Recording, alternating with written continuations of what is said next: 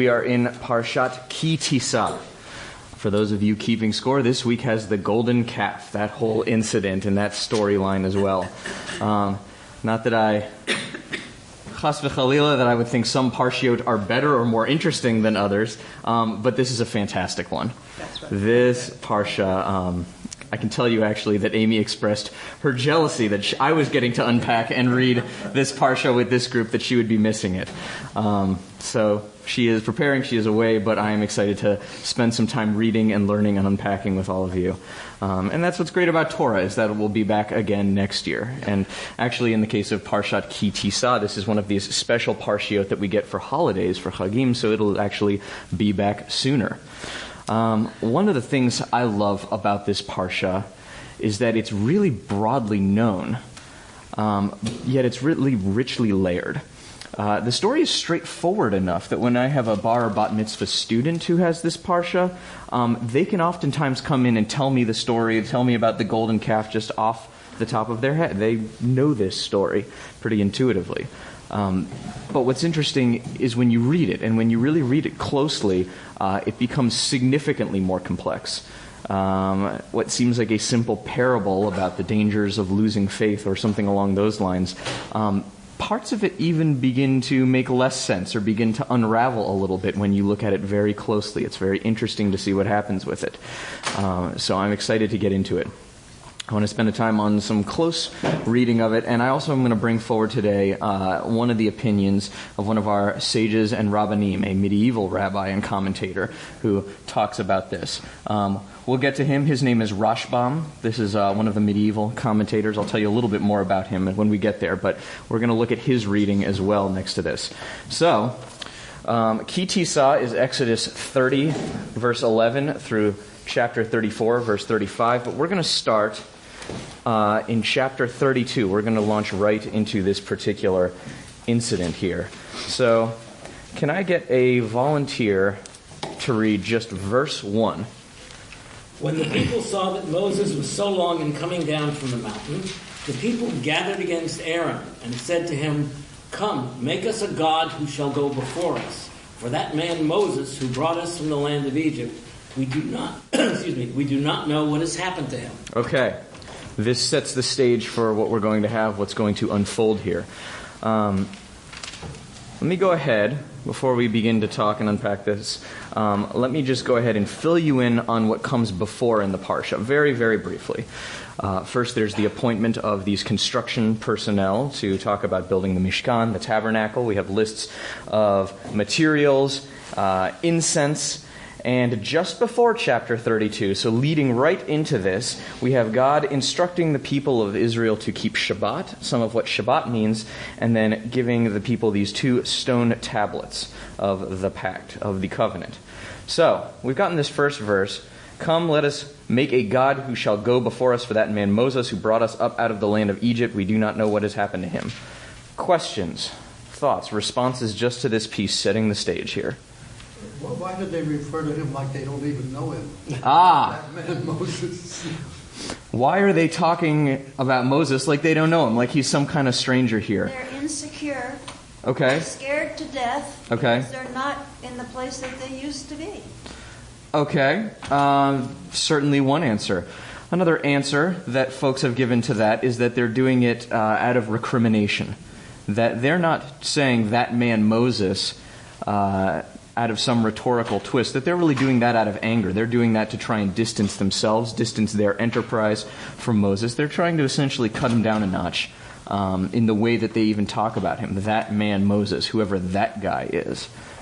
So that may be part of what we'll continue to get into that. I think you brought some of that forward beautifully about some of their anxiety and some of what they're holding.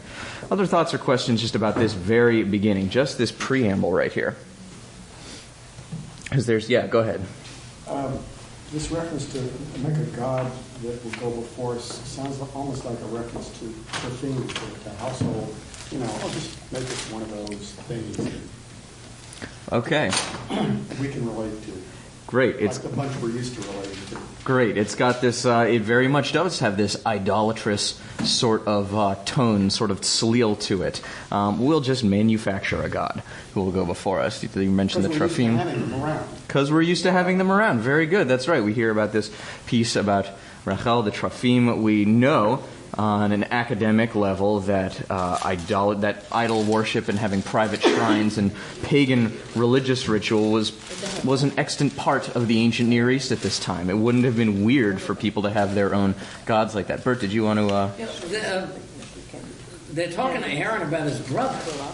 Yes. And they seem to have no compunction about kind of speaking ill of this, oh, by the way, this guy, when it's his brother. Right. So that's a pretty remarkable piece, too, is that they're cutting into Moses right in front of Aaron, directly to Aaron. They're coming to him saying, that guy Moses over there, that's kind of nasty. It has a particular resonance, given that they are related. They are brothers, in fact. Other pieces. Why did they say, why did they ask him to make the god? Good question. You could imagine, or I would suggest, that it probably has to do with Aaron's role in this whole enterprise, this whole endeavor. If we have the whole priest caste and the Levites, and he is sort of at the helm of the priestly endeavor, the high priest.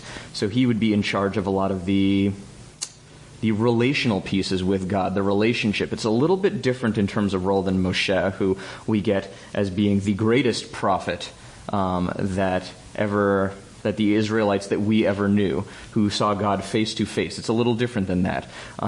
Aaron's in charge of sort of the ritual, the rites, of helping with the sanctification of these things, with the worship, as it were, which takes the form of sacrifice and some of these other offerings. So that's really Aaron's role. And if you read the next sentence, he doesn't hesitate. Right. We'll get there. Yeah. Wasn't Aaron working kind of with Moses and the plagues and talking to the people and all this? So he was kind of like the co-leader. That's right. He was the lieutenant Moses, as it were. Moses' lieutenant, rather, in this whole endeavor. He is working closely with Moses. He wasn't just another guy. That's right. They kind of knew him as a semi-leader. That's right. And it's not quite like he's a replacement. It's not like a Korach figure or somebody who's totally external to the leadership in that sense. Go ahead. I seem to remember from previous years of reading that the Israelites are already feeling the loss of their leader because he's disappeared, he's up there, he has to come back, and they're getting anxious. Very good. We're going to go in that direction in just a moment. Go ahead. Does it say earlier, since I'm new to Torah study, how long Moses has been gone at this point? You have asked the operative question that I was waiting around for us to get to here. 40.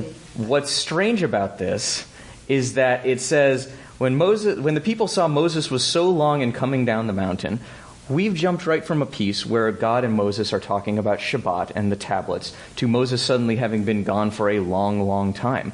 It doesn't totally make sense on the surface of it. We don't see Moses' distance in that way.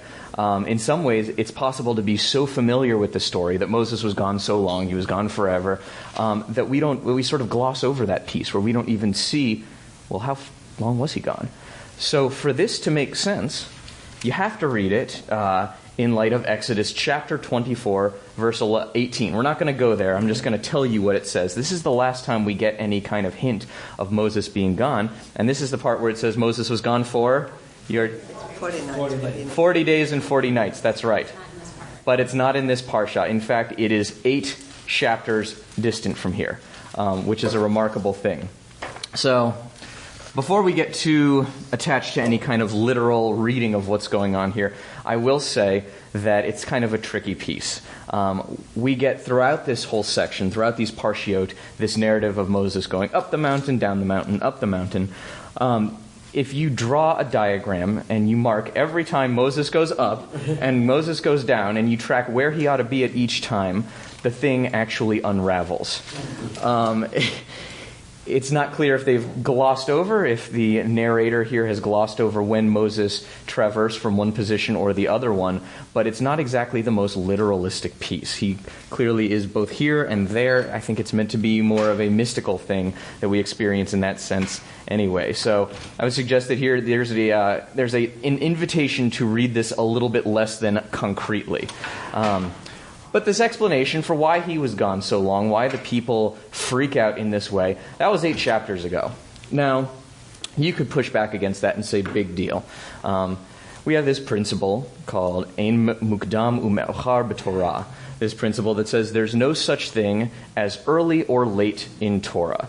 The rabbis make great use of this principle. It's this idea that all of this is sort of happening outside of any kind of strict temporal idea of what's going on. There's no such thing as early, there's no such thing as late. These things all sort of swirl together in our religious imagination, so to speak. You're talking about the up and down? Yes. Is there a parallel between that and the angels going up and down in Jacob's dream? Is there a parallel? I never thought about it, but you kept on, you with your sure. hand, they're going up and up and down and up and down and up and down. Sure. The parallel between the angels going up and down in Jacob's dream, that stairway to heaven parsha, and this piece. I haven't read a commentary on that, but I really like it. What I will say about that is an idea. I had a teacher of Chassidut and Kabbalah, these sort of types of Jewish mysticism. And he said basically when we talk about mysticism or Kabbalah or Chassidus as popular mysticism, he said basically, he drew a little picture on the board. I'm not going to bother to replicate it. There's us down here, there's God up here, and Kabbalah is everything that happens in between. The mysticism and all of that, what we have here with the angels going back and forth, possibly with Moses going back and forth, I think is also supposed to be what happens in between in that sense. So I think it's a beautiful connection to make here. So, yes? I was going to say, isn't that what happened to us when we're struggling within ourselves? Between the godly part and the evil part, whatever you call it, where we go, well, maybe it's this way, or maybe it's going to be that way. We go up and down in our psyche or our feelings, whether we should follow that route or that other route. I like that a lot. That's another really nice reading. You can read a lot of these stories and narratives and a lot of what happens in Torah as painting a larger picture of what's going on inside of us many times, internally, inside of us as individuals. I think that ascent and descent, that back and forth, that trying to relay to and fro, I think you can absolutely make the suggestion that perhaps that is a microcosm, or perhaps, that this is something that goes on inside of us in that sense. So, here we have this piece. It says that Moses was gone for a long, long time. And the people freak out, but we have that actual evidence, the actual piece that talks about how long Moses has been gone, 8 chapters ago. I mentioned this principle. You can say, okay, there's no such thing as early or late, but at the same time, the rabbis and I'll put myself in their camp as well. We don't read Torah as being accidental. We don't read it as having extraneous pieces. There's probably a reason, I would suggest, that this happens here and that it's not connected directly to this temporal piece, to exactly how long he's been gone. That this falls at this time and in this place, in this parsha, I would suggest, is no accident. Do we have any other comments or questions about this piece? It's kind of peculiar. Why would it be offset from the timing, as it were? Because I don't think it's not about the timing. Okay. It was about their feeling that Moses wasn't there. Okay, so whether he had been away for 1 hour or 10 days or 20 days, it was their emotional panic. Great. About, oh my God. Great. He's not here. Maybe the timing doesn't actually matter. It's the experience of him being gone. It's what their perception is more than the actual reality of how long he's been gone, where he is, and his position relative to the people. Maybe the actual timing, the actual distance, the actual number of days doesn't matter. Let's continue on, and let's see what else emerges within this. Would somebody like to take verses 2 through 6 for us? Aaron said to them, "Take off the gold rings that are on the ears of your wives, your sons, and your daughters, and bring them to me." And all the people took off the gold rings that were in their ears and brought them to Aaron. This he took from them and cast in a mold and made it into a molten calf. And they exclaimed, "This is your God, O Israel, who brought you out of the land of Egypt." When Aaron saw this, he built an altar before it. And Aaron announced, "Tomorrow shall be a festival of the Lord." One more. Early the next day, the people offered up burnt offerings and brought sacrifices of well-being. They sat down to eat and drink and then rose to dance. Okay. Questions, comments, responses to this? Yeah, go ahead, Carol. What's a sacrifice of well-being? A sacrifice of well-being. That's a really... I would want to sacrifice my well-being. So I think the implication here, so in the ancient world, we don't have prayer in the same way that we do today. Prayer is essentially this rabbinic innovation that replaces the sacrificial system in the wake of the destruction of really the Second Temple. So what does prayer do? Well, I've heard prayer described as three different basic constitutive pieces. Wow, thanks, and gimme. Wow, expressing wonder, expressing this sense of the awe and grandeur of reality of the world, of the divine. Thanks, it being something that is acknowledgement, that is thanking for what we have, that is appreciative of the gifts that we have in our lives. And gimme, this last piece, it is supplication as well. It is asking for things. If you look at it, it's asking for rains to fall at the proper time. It is asking that we have enough to eat, we have enough to drink. So if you think about prayer as being those three things and replacing sacrifice, there are different kinds of sacrifices that essentially performed those functions. Less so with the wow piece, but certainly acknowledgement and certainly supplication. There were also sacrifices for sin, for wrongdoing, and the like. So this offering of well-being is probably not offering of our well-being, probably is asking for well-being. This is probably supplication in this piece. Yeah? This actually is sort of shocking to me because it's placed after the tablets have been received. Mm-hmm. Aaron is Moses' brother. Mm-hmm. Aaron immediately says, "To hell with my brother." The people want a God. I'm going to give them a God. I don't understand what that means about the relationship of Aaron to Moses. Is Aaron somebody who sits there and says, "I have my chance now, Moses is gone, I'm taking over"? Right. Or is Aaron somebody that never believed in God anyway, thinks the whole thing is a hoax, the tablets don't mean anything, and they want gods, I'm giving them gods? I'm astounded by this. He doesn't come off very well at all, and then he becomes the high priest. Right. And he's the This is reward. Yeah.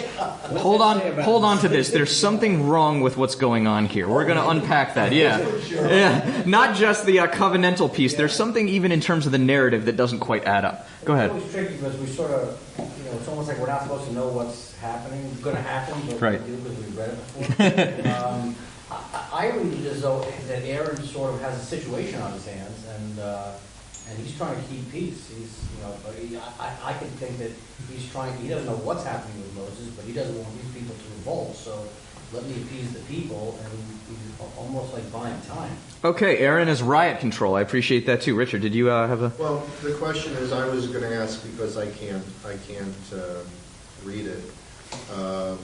Is the clear implication of the Hebrew text that they are asking for a God that doesn't exist, or that they are asking for a representation of the God?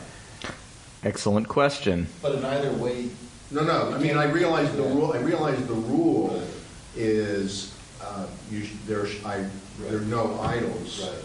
But I think that there would be a difference in, are they in sort of revolt against this particular God and saying, no, we want a completely other God that we can point to and say, this is our God? Or do they say, well, we can never see him anyway, and Moses is gone, so we're willing to follow him, but we just want to have something to look at to know that he's with us? Okay, so the exact request. Kum aseh lanu Elohim asher yalchu lefanenu. So, come, let us make a God, an Elohim. Thank you, Bert. I glossed over it because I'm so used to reading it. Come, let us make gods. It is that plural, but then again, we use that plural for God anyway when we're using that Elohim word. Aseh lanu Elohim, let us make God asher, that will go before us. The English here captures it. Okay, so we're turning our back on that guy, and we want our own. We want a different one. That's a possibility. Yeah, go ahead. Oh no, I read it very similarly. Like, it's frightening how long mob situations can get out of control, biblically. It totally seems to me like a group mentality that is on the verge. Mm-hmm. Absolutely. Yeah, go ahead. What's the significance of a calf? It seems to me a very odd choice. Okay, what is the significance of a calf? I'm happy to say a word about that here. It's interesting that they say, come, let us make a God that will go before us. Aaron takes all of this stuff, and then out comes a golden calf, casts it into a mold, and it's a calf. They didn't request a calf, but a calf is what they get. So I'll read you from the JPS, this academic scholarly edition and translation. Hebrew, egel, is a young ox or bull. Throughout the ancient Near East, the bull was a symbol of lordship, leadership, strength, vital energy, and fertility. As such, it was either deified and worshipped or employed in representation of divinity. Often the bull or some other animal served as the pedestal on which the god stood, elevated above human level. The particular animal might be suggestive of the attributes ascribed to the god who was mounted upon it. Okay, there's a lot more that sort of goes into this. Wait, hang on, here's another little piece. A young bull would have been the pedestal upon which the invisible God of Israel was popularly believed to be standing. His presence would be left to human interpretation. Well, then that would It was a known symbol, is what you're saying. It is a known symbol, it is That would indeed. suggest that it's a symbol of, that they haven't abandoned God. But this is All right, Carol, go ahead. So if it's a symbol, a pedestal for God, and God is on top of that, is that to then suggest that our God is greater than the Egyptian and other Near East gods? I like that reading. And perhaps if God had felt that way, God might not have been so angry about it afterward. But certainly I like that as putting God above that. So I'm going to, Bert, and then I'm going to bring Rashbam into the conversation. I have a question about the last Hebrew word here, which appears to be translated to dance. Tzachek. Yeah. Which I know Rabbi Amy has talked about before. I think it's that word. Yes. Has kind of almost sexual overtones to it. 100%. Dance. So dance is not a good. Dance is a euphemistic translation here. The Hebrew is implying to us that there is some kind of sexual rite, orgy possibly going on in the context of this religious worship. Because that was common in that area, wasn't That's it? right. That they were temple prostitutes, and there was sex at altars and things of that sort. That's right. In the ancient Near East, there were different sex rites with different gods, goddesses throughout the ancient Near East. So this would not have been atypical of surrounding peoples and certain kinds of pagan worship. I'm going to bracket that for a moment. I want to throw Rashbam into the conversation. Everyone's talking about what is this thing? Is it a representation? Is it a god itself? So I'm going to bring Rashbam in. He is a medieval rabbinic commentator. His name Rashbam is actually an acronym for Rabbi Shmuel ben Meir. He lived from 1085 to 1158 in France, so he would have been contemporary with Rashi and some of those thinkers and writers. He really hits this thing right, and hits the nail right on the head. So he says this part in verse 4, where it says, let's read it again, took them, cast it in a mold, made it into a molten calf, and they exclaimed, "This is your God, O Israel." Rashbam says, and I quote, that the people could not have been so stupid as to think that this thing that they just manufactured was the God that took them out of Egypt. So to unpack that for a moment, these people had just been present for the greatest and most wondrous miracles that the Jewish people, the Israelites, had ever, and possibly, you could argue, will ever experience. This whole Yetziat Mitzrayim, the exodus from Egypt, and all of those wonders, the portents, God taking the people out with a mighty hand and an outstretched arm, as we have in our Passover Seder, that's maybe the most wondrous thing that ever happens within Jewish peoplehood, within Jewish consciousness and Jewish religious narrative. Rashbam looks at that and says, the people could not be so stupid as to think that the God that did those wonderful, exalted things could just be replaced with this thing that they cooked and then popped out of a mold. That it's absurd on the face of it. This is sort of what you all were talking about, that this narrative doesn't quite make sense on the face of it. And this is what Rashbam is stuck on. So not only are these the greatest miracles ever, this is sort of one of the two moments. If you look at Jewish and Israelite peoplehood and identity, there are sort of two constitutive moments that make us as a people. Yetziat Mitzrayim is one, revelation at Sinai is the other. They're smack in the middle of all of this, of the greatest, most exalted moments that make us a people in our relationship with God. Rashbam doesn't buy it. He doesn't buy that they think that this is a God replacing our God, Yud-He Vav-He. So what is this golden calf then? Go ahead. Well, you just read that it was a pedestal Okay. for the invisible Right. God. That makes sense. It was a pedestal, a place that this God would dwell. That's the JPS sort of academic commentary reading as well, that they think it's sort of a placeholder in that way. We see a lot of that throughout it. Daniel. It's interesting that it's plural. Which piece? Come on, make us gods. Oh, yes, Elohim. Sure. Say more. So instead of just another God, it's rejecting, monotheism for something else. Okay, maybe it's a rejection of the entire system in that sense. That's a fair reading as well. Isn't Elohim used all the time also as a singular? Thank you, Bert. I want to caution us, though, in the case of Elohim, it's kind of a peculiar word. We use that for our God, always in the plural. Well, not always. Sometimes we get El Elyon, other names of God like High Exalted God. But very, very frequently, we have this formulation of Adonai Eloheinu, which literally would be Yud-He Vav-He, our gods. So that Elohim word, in terms of the singular and plural, it's an interesting piece that we have, and it's one of these pieces that is actually the most challenging to reconcile in that sense. So I would hold that tension, encourage us to hold that still could be related to our system. It may not be threatening to the entire monotheistic theology. Go ahead. I'm not yet willing to give the Israelis a pass here. Okay. Israelis or Israelites? Well, the Israelites. Thank you. But we see throughout Torah, we see all year, this is a stiff-necked group of people. Yes. They're always whipped into shape by somebody, from God to Moses. Somebody is always beating on these people and going to kill them.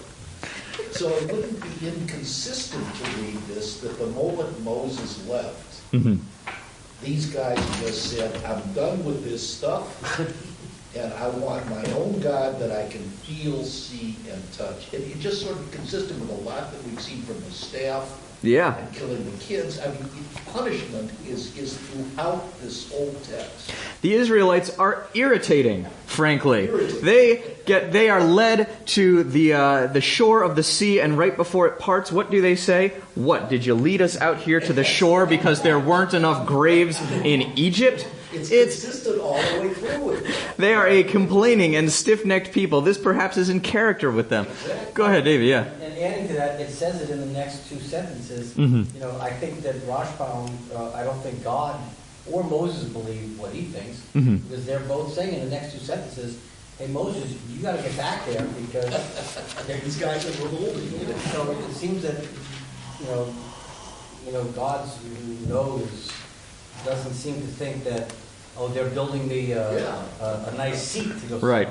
We're gonna move forward in a minute. I want to stick with this just a moment longer. What is this golden calf doing? It seems to have been threatening in some way to God. It seems to be threatening this whole enterprise. Rashbam would make the argument to you all that it doesn't replace God because the people couldn't have been that stupid, is what he says. But they are. Perhaps they are. Perhaps you want to argue with Rashbam. You'll say, maybe Rashbam is stupid too. Who knows? All right. Rashbam wants to make the argument that it's not actually replacing God, though. I want to stick with his line of reasoning a moment longer. What is this golden calf doing then? If it's not replacing God, what is it replacing? Yeah. Well, it's kind of economically equalizing the people in that. Interesting. All gold's been, a lot of gold has been taken away from the Israelite people and sort of turned to the service of the state, and eventually it'll get destroyed, but the gold doesn't get returned to the people. So perhaps it's this economic democratization. The democratization. One could use stronger and less positive terms for that kind of total, essentially theft of the state. Yeah, go ahead. What else could be going on here? That's an interesting piece. There we go. There's another theory. If you're going to follow this Rashbam idea that it's not replacing God, what is it replacing? What if this thing is supposed to replace Moses?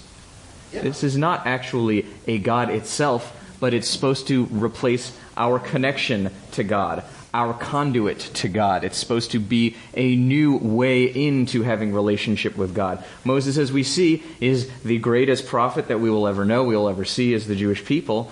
And yet here we have this thing. It comes up when Moses is away.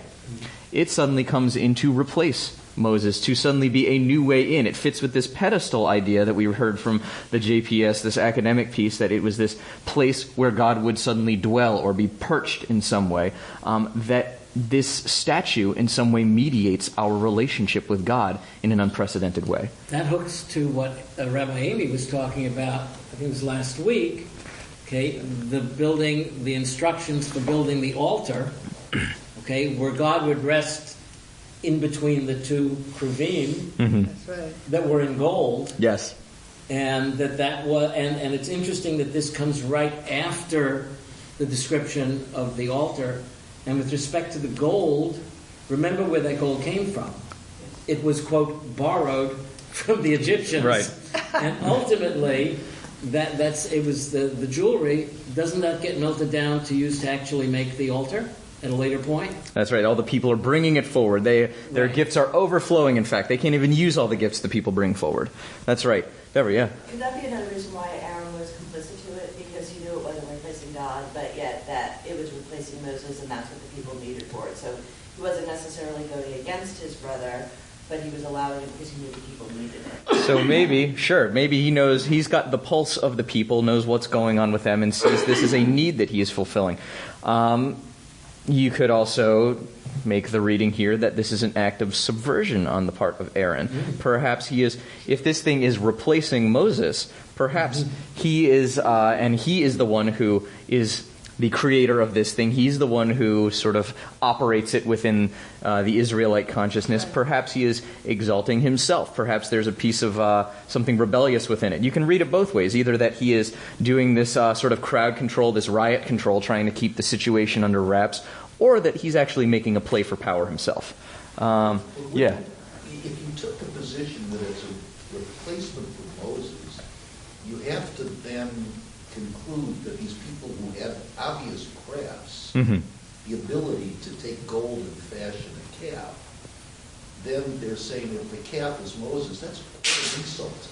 You know, why don't they just fashion Moses? Why don't they make a great big Moses statue?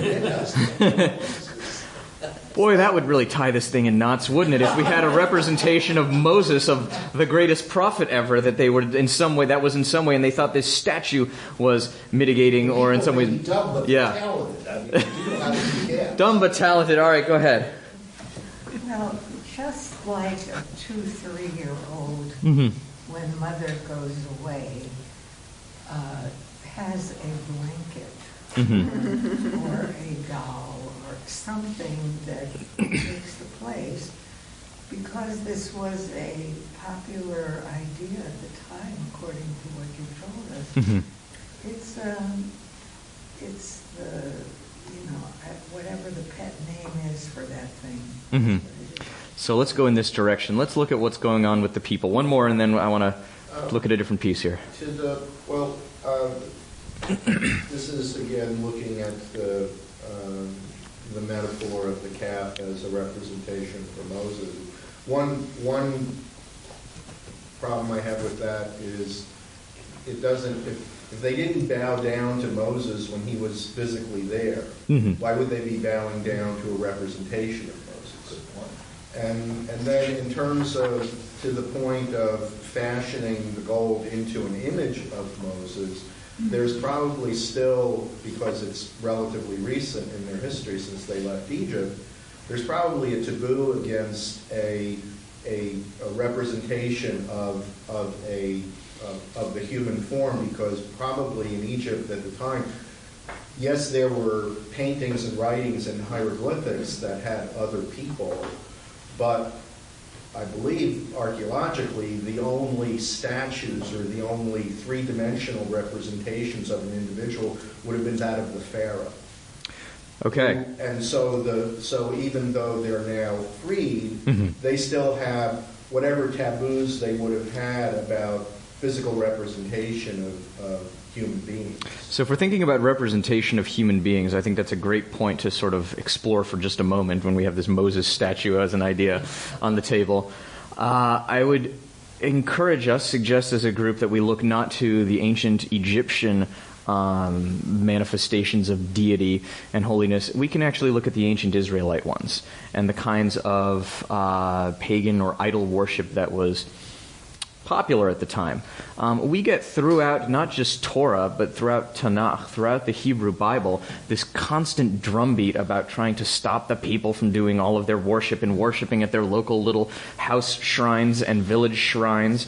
There's some scholarship that thinks that the reforms of Hezekiah and Josiah and this having this one great temple and making everybody come to worship at it was really to try and cut down on all of that local worship. So what were they worshiping? Little figurines of people, by and large, Asherah and Anat, and the names of these different fertility goddesses.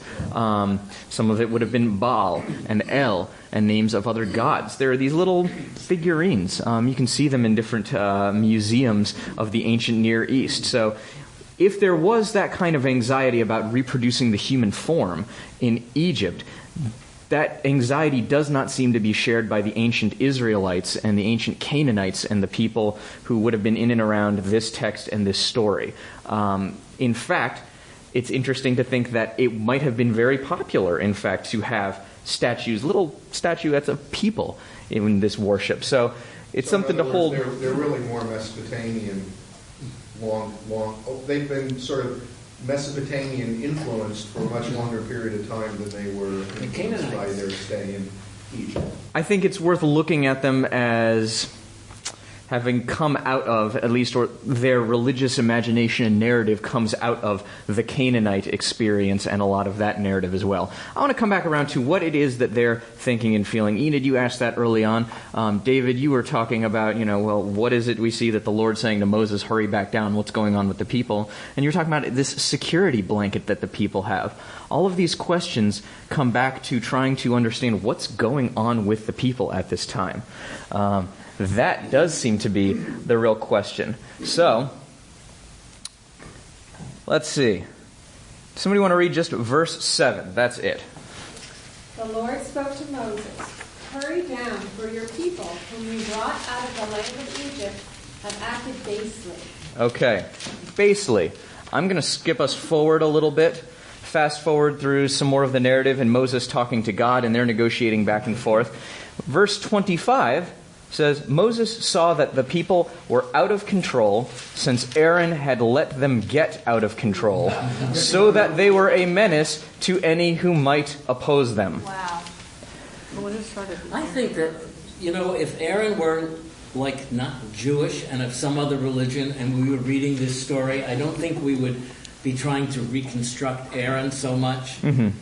He really is not doing good stuff here. Okay. He's a bad dude here. He's not doing good stuff. So I want to actually just take a moment, though, to look that God says something different about what the people are doing than Moses does. God says, what was it that God said? Basely, acting basely. You could attach that to what Bert was pointing at with this verb l'sachek, that we have euphemistically, they are rising to dance. Perhaps that's in reference to that, but it's a little bit different than Moses seeing that the people were out of control. Thoughts about that discrepancy? We're seeing two different descriptions of what's going on with the people. Yeah? Could it be that Moses is just so angry at his brother? He's really blaming him so much more for allowing this to happen that he's really seeing it in a different way than God is. Okay. He's looking at people doing it more that they're just sort of rebelling, and Moses is taking it to a higher degree because he expects more from his brother.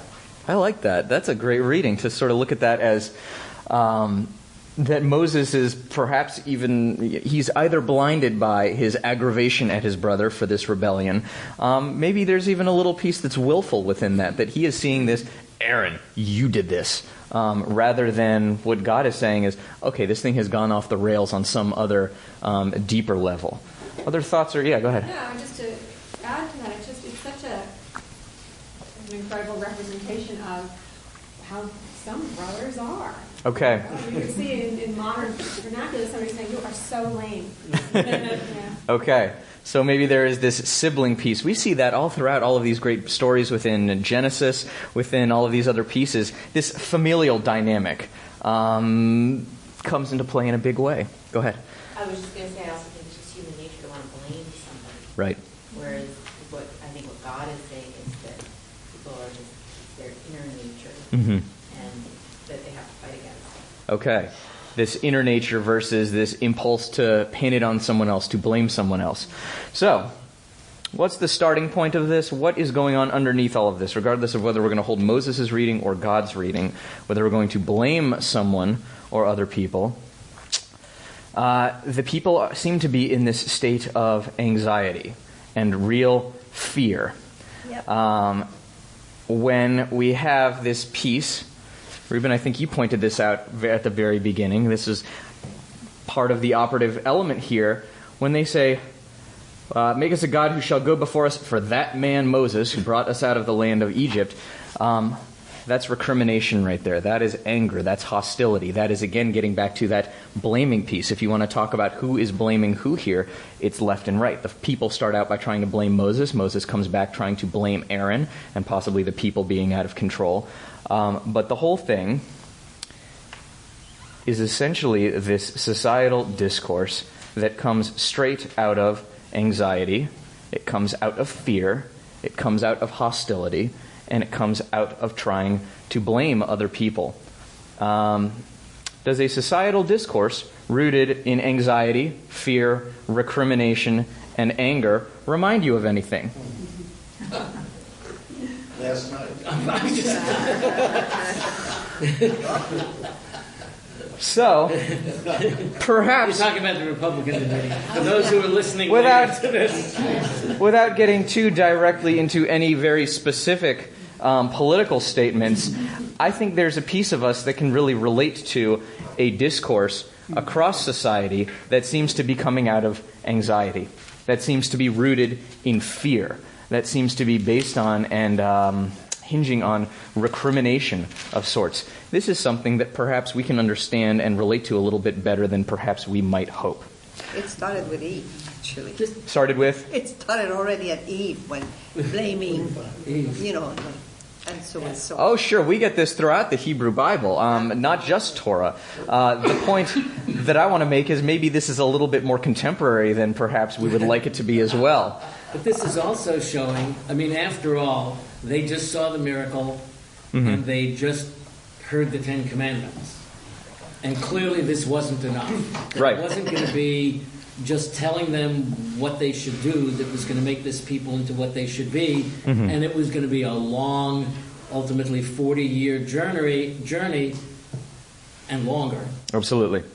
So, we had this question... Actually, the placement of this might be exactly that. That's right where we're going, the placement of this. We asked this question earlier. Why would this piece be so disconnected from where Moses is, where it talks about how long Moses is gone? We mentioned earlier that in chapter 24, you pointed this out for us, Rachel, how long has he been gone? Well, 8 chapters ago they talk about that, but we're in a completely different piece of the story. But I'm going to return us to this point that nothing is accidental or incidental in Torah. It's not an accident that this piece falls right here, rather than 8 chapters ago in chapter 24, where it talks about Moses being gone for 40 days and 40 nights. I want to suggest that perhaps this is tied to what is going on, this incident. So, if I can get a volunteer, we're actually going to move backwards very briefly. Chapter 31. Somebody want to read verses 16 and 17 of chapter 31. The Israelite people shall keep the Sabbath, observing the Sabbath throughout the ages as a covenant for all time. It shall be a sign for all time between me and the people of Israel. For in 6 days the Lord made heaven and earth, and on the 7th day he ceased from work and he was refreshed. Okay. Read it in Hebrew, maybe? People may We'll get there. People may recognize this. We're going to get there, Bert. So, here we have this whole piece talking about this, observing the Sabbath throughout the ages. This is a covenant with the people. Here we have the golden calf talking about that it is rupturing, or in some ways this assault on this covenant that we have. It seems that we are perhaps getting the antidote to this fear, this anxiety, this discourse, this hostility right before that. Perhaps it's not an accident that we are getting this piece all about Shabbat. So what is the implication here? What's the antidote? It's to rest, to breathe, to be refreshed, to return as a people, as families, as individuals, to this idea that there is something that makes us holy in our lives. We talk about Shabbat is not just something that we keep, but it sanctifies us as well. It is this beautiful operative thing to us. It's remarkable that this is what stands right next to, we see society beginning to fall apart with this kind of viciousness, this fear, this anxiety. What we have right before that is this piece that you need to stop. You need to be refreshed. You need to breathe. You need to take in what God did. That after all of this creation, all of this effort, all of this labor and work, it's incumbent upon you to take a breath. I recently faced... Are you saying that the people rejected it right away? Or rather, I'm suggesting that this is the answer, rather than building a golden calf, to stop and take a deep breath for a moment. That rather than to act on all of that hostility, that anxiety, that fear, on all of those things that seem to be propelling and impelling the people, the answer is sometimes to take a deep breath and to stop for a moment. But that's not what they did. That's right. That's not what they did. They built this calf, and the whole thing goes wrong. Wrong. Yes. So I'm still standing on this principle of ein mukdam u'me'ochar, there is no such thing as beginning or ending, that we're supposed to read this all together as being blended together. That we are reading here the antidote, what should have been, and we see what happens when it goes off the rails. So I want to share with you all just an incident that I had. I was really recently faced with this really tremendously ugly situation, and I really wanted to act on it. I really wanted to act in any number of ways that perhaps would have been hasty or problematic or caused some kind of greater rupture if I were to shoot my mouth off in some way. I talked about some of it with my Rav, my rabbi in life, Steve Sager, and his response to this was remarkable to me. He said that sometimes in his rabbinic career, he's now the rabbi emeritus of my home synagogue in Durham, North Carolina, he said that sometimes in his rabbinic career, he's felt an acute need to act and need to react, to respond, to act aggressively or decisively in some way.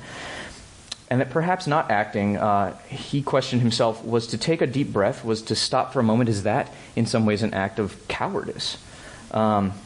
He said maybe, but he said in the end, when he's looked at all the situations in which he felt like he needed to react and respond decisively or aggressively, a deeper understanding oftentimes came to him. He said that he never made the wrong decision by not reacting in this sense. He never did the wrong thing by taking a deep breath, by letting it all come in, by sitting with, by dwelling with what is going on. That there's something powerful and instructive about this. So here in this piece, what's the opposite of reactivity? Tranquility, equanimity, holiness, Shabbat even.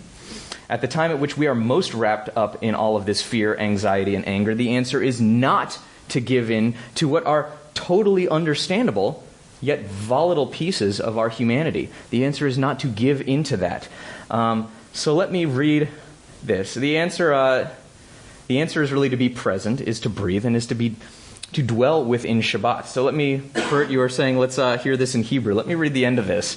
Ki sheshet yamim asa Adonai et hashamayim ve'et haaretz, uvayom hashvi'i shavat vayinafash. Does anyone recognize that line? It's Vishamru. It is Vishamru. It's actually this song that we sing all the time. It is the end of Vishamru.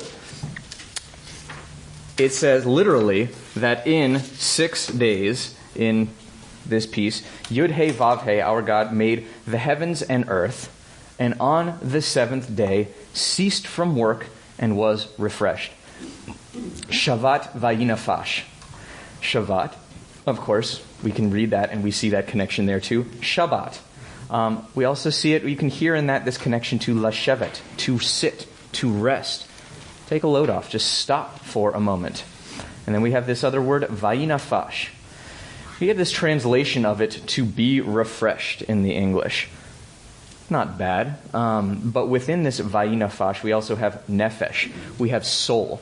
There's something that's a lot deeper and more soulful than the kind of refreshment that you might see in a Pepsi commercial. This is about a returning. This is about a healing. This is about, in some ways, this repairing of the soul. This is a soulful and a deeper kind of replenishment that we're seeing here. And it stands opposite, it stands right on the edge of this societal viciousness, this discourse fueled by anger, by fear, by anxiety. It seems to be the response, the antidote, the way in which we respond to seeing that kind of fear and anxiety and general hostility, the way in which the people turn to blame Moses. Moses blames Aaron. We turn against one another. We turn on all kinds of people. When really we see what it is we're supposed to do and take from it here is Shavat Vayinafash. May it be, in this sense, that rather than surrendering to all of these impulses, to this reactivity, to this hostility, Shavat Vayinafash. May we find that 7th day of ceasing and refreshing, in fact. In the midst of this storm and what we see going on and what we read in the news and what we hear, may it be for us and our people, in turn, a Shabbat Shalom, a Shabbat of peace and Shabbat Vayinafash. May we all find this Bayom HaShvi'i Shabbat Vayinafash, a Shabbat of restoration. May it be for us and for our people. Gen Yehi Ratzon, let it be. So with that, I want to wish you all a Shabbat Shalom.